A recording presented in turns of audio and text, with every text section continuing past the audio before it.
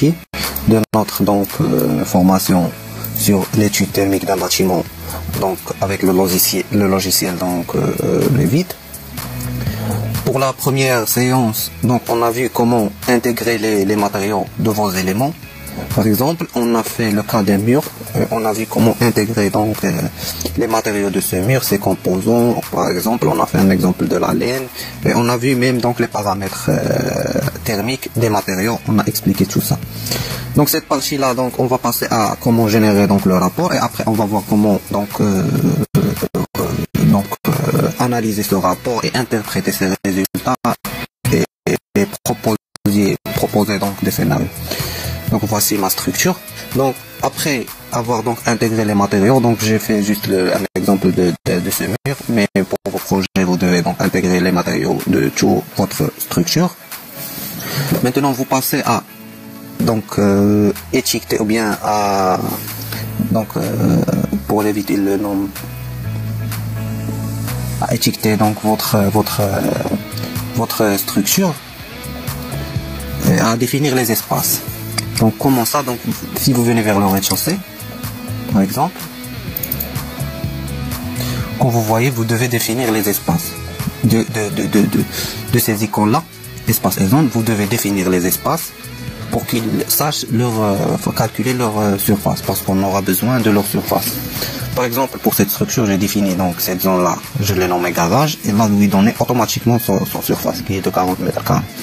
Donc, pour la toilette, j'ai défini, je l'ai étiqueté, j'ai défini comme une zone, et je l'ai nommé toilette, avec une surface de 3,33. Donc, vous devez tout d'abord faire ce travail-là, avant de passer à la génération de votre rapport. Donc, si vous avez déjà défini les zones, vous passez maintenant. Donc il y a une autre étape précédente qui est l'ensoleillement. Je vais faire ça séparément dans un autre vidéo parce que c'est une étude un peu complexe. Mais on s'intéresse maintenant à ces deux étapes, à donner les matériaux et définir les zones pour qu'ils lui affectent ces surfaces. Donc je passe tout d'abord vers analyser emplacement. Tout d'abord je dois définir l'emplacement pour qu'il affecte et pour qu'ils puissent avoir des informations de la station météo qui est la plus proche. Donc je me connecte avec le Wi-Fi. Donc je suis connecté. Je lance la recherche pour qu'il pour vous définissez ici la région où se trouve votre bâtiment à partir d'ici. Ok, donc quand vous définissez l'espace, vous passez ici vers les zones de synthèse, on est ça. Donc je passe maintenant au modèle analytique énergétique. Ok, je vais supprimer tout d'abord, puis je vais régénérer pour vous montrer. Donc voilà, je vais maintenant créer un modèle analytique d'énergie. Je vais créer le modèle analytique. Donc pour lui, il va identifier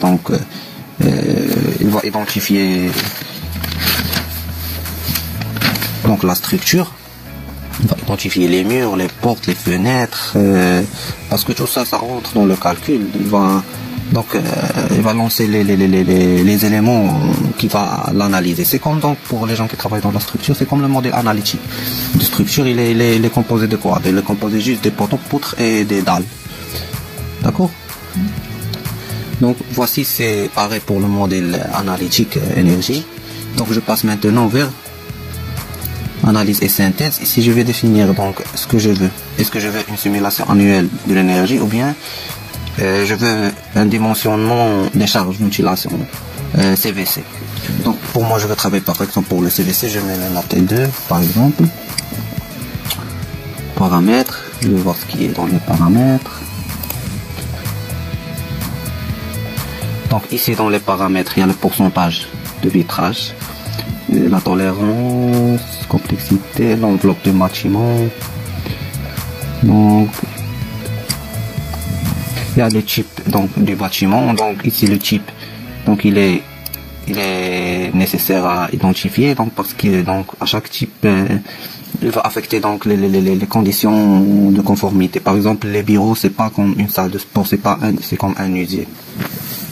D'accord, on doit différer donc les besoins. Un besoin par exemple pour une usine, donc les besoins de conformité, ce sont des autres besoins qui est lié à l'activité qu'on fait dans l'usine. Par exemple, on a des matériaux qu'on doit les conserver à une température, donc par exemple spécifique. Mais nous, donc on travaille juste pour les bureaux. C'est un usage donc des personnes.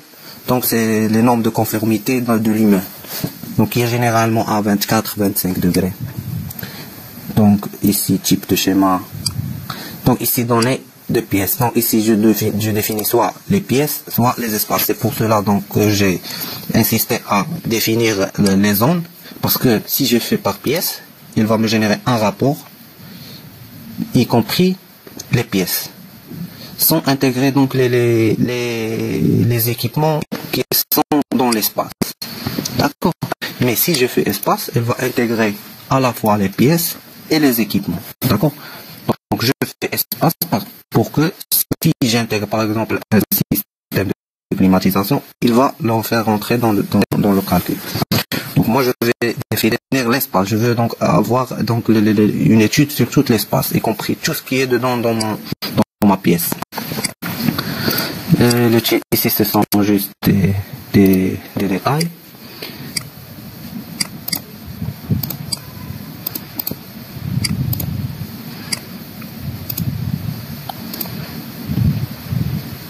Donc ici, je définis les infiltrations. Donc je vais expliquer ça après dans le rapport concernant les infiltrations, d'accord. Donc ici, ce qui est donc important à définir, c'est ce que j'ai dit, c'est le type du bâtiment, l'occupation, le type de bâtiment, donc et la catégorie d'exportation. Ici, vous pouvez donner donc des informations sur l'air extérieur, parce que ça rentre dans la ventilation. D'accord. Ok, maintenant j'ai défini, donc j'exécute pour lancer le calcul.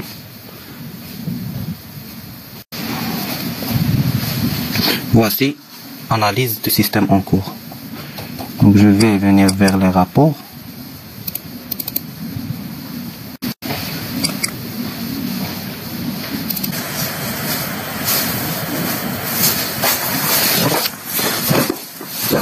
Donc voilà le rapport. Donc l'espace analytique 3. Donc ici vous trouvez les pièces. D'accord. Donc je reste juste dans ce cas-là. Donc je peux l'imprimer par exemple. Imprimer. Donc hop.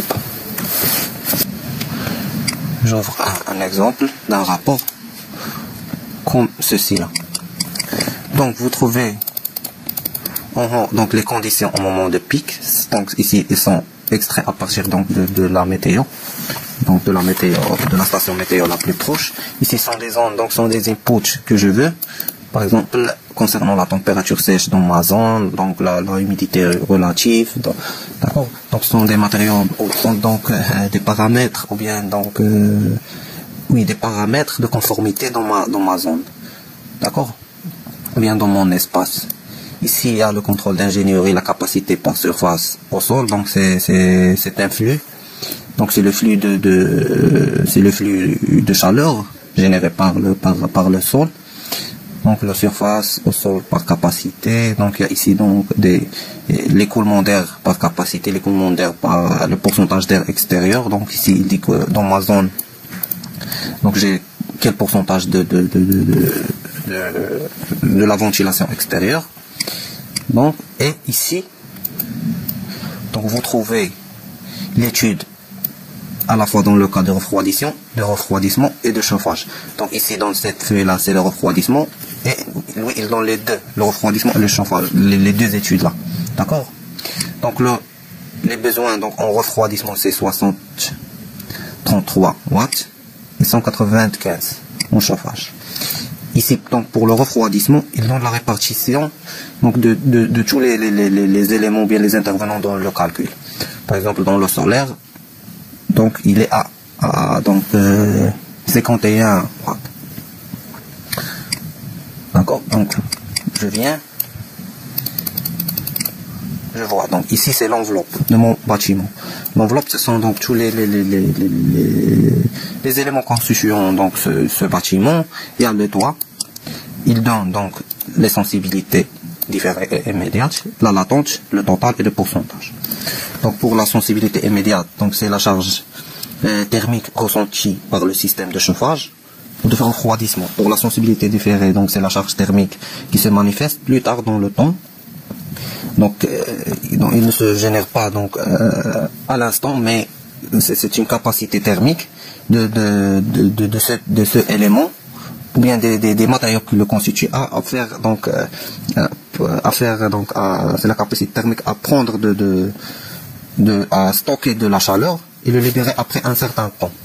Donc on dit que la sensibilité différée il est grand dans le cas où les matériaux constituant donc mon élément possède une capacité thermique très élevée. D'accord? Donc pour la sensibilité différée, il est en relation avec la capacité thermique. Si la capacité thermique il est élevée, donc le sensible différé il est très élevé. Pour le latente, c'est une charge associée à l'humidité. Donc on ne va pas plus le voir juste dans le cas des infiltrations. Et bien dans le cas de la ventilation. Parce qu'il a un rapport avec l'humidité. Dans le cas des personnes, on le voit même parce que donc les personnes donc, font de la respiration et tout. Voilà.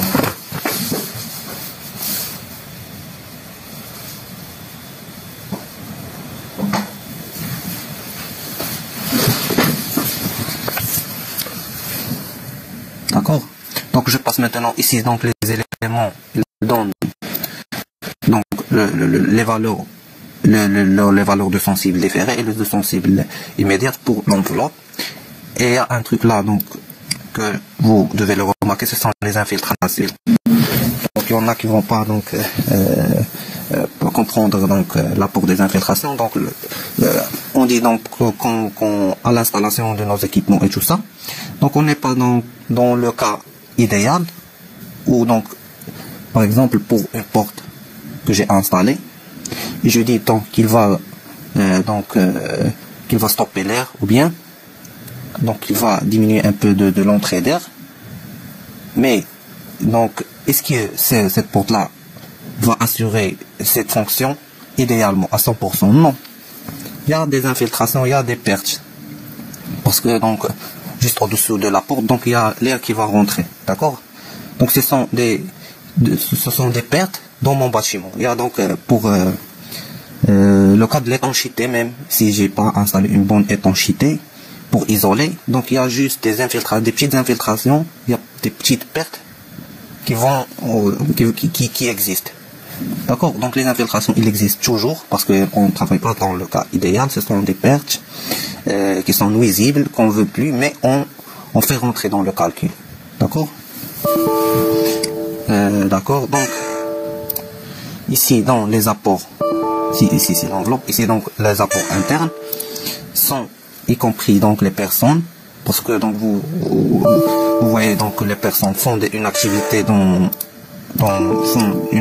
le bâtiment. Et dans ce cas-là où ça intervient le type de bâtiment, est-ce que c'est une usine, c'est un bureau, c'est un habitat et tout. Donc pour les personnes, il exerce des activités et tout, donc ils font de la respiration, c'est pour cela qu'on voit des valeurs dans la tonche. Donc pour la lumière,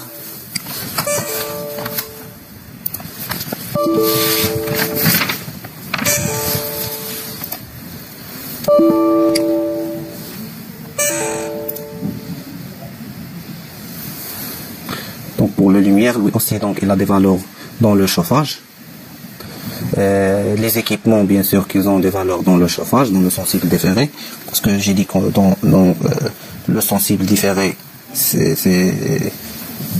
dans le sensible immédiat plutôt, donc parce que le sensible immédiat c'est la charge qui est ressentie par le chauffage. Donc les équipements, donc ils influencent directement sur les pertes de charge, donc on aura un besoin de chauffage. Ici le système, donc pour moi j'ai pas installé encore un système de ventilation, j'ai juste la ventilation de la zone qui est liée donc à l'air extérieur. Donc l'air il génère donc de l'humidité et de le sensible différé. Et vous voyez donc ici il englobe le total qui est 633.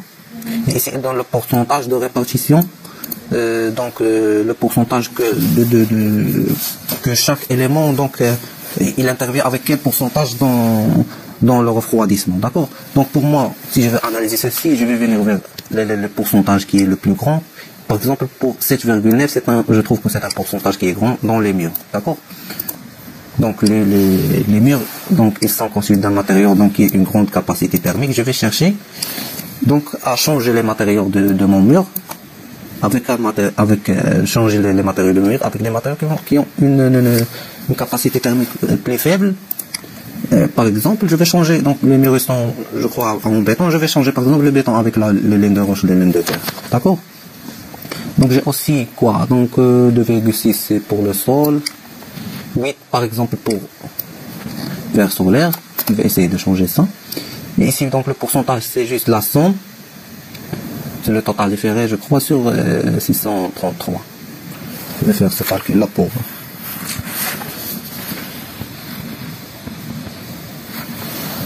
Oui, donc c'est pour ce pourcentage c'est 4 sur 633, il va donner ça. Donc 10 sur, d'accord. Pour le refroidissement, il est toujours positif. Et je passe maintenant vers le chauffage. Par exemple, le chauffage, donc il est en négatif. Donc, parce que donc il est en négatif parce que donc ici sont donc des pertes.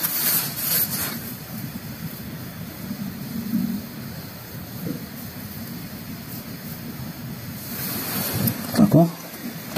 Donc c'est tout. Donc ce que je conseille c'est de venir vers ce tableau là, voir les pourcentages les plus grands et donc faire des changements sur ce composant là.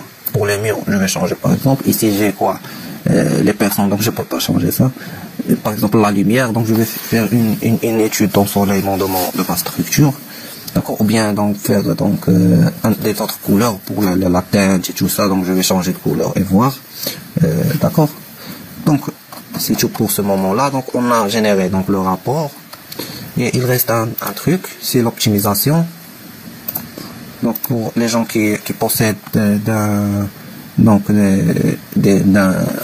compte Autodesk, donc vous pouvez optimiser.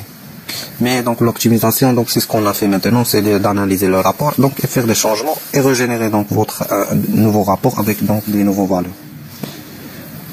D'accord, donc pour cette séance c'est terminé. Donc pour vos questions et tout, donc vous pouvez laisser ça en commentaire.